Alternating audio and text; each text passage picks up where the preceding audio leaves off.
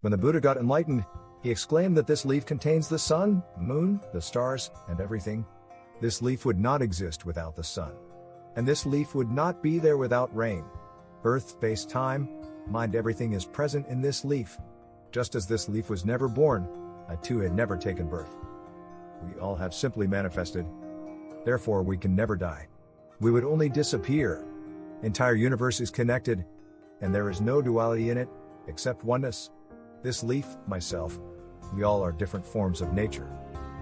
From the Buddha's enlightenment about universal interconnectedness, we can understand the following ground truth in Buddhism: we human beings, like anything else in this universe, can only exist based on our different ancestors. We have human, earth, water, animal, mineral ancestors, space, time, mind, and even everything in us. Without any of them, a specific person might not exist. Thus, there is no independent self in any specific thing of this universe. We are all interconnected and interbeing.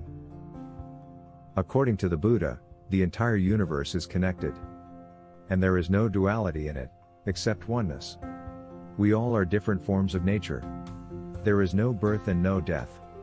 We have simply manifested in this universe. We are just transformed from one previous form to another with a different combination of information. Let's imagine, the nature takes a very, very tiny piece of itself to manifest this flower. After a specific while, such as a general lifetime of a lovely flower, or some other conditions, the form of this flower starts transforming to another form. Usually, we would think that the flower died eventually. However, according to the Buddha, it's just the form of the flower has disappeared. But its essence, namely the tiny piece of nature, still exists, now maybe in the form of the earth. Then piece of earth works like a magic clay and becomes a part of the mug. As a result, there's no death of the flower and no birth of the mug. They are all different forms of the same elements. When he was 29 years old, the prince Siddhartha left his family, looking for a solution for all the suffering and pains.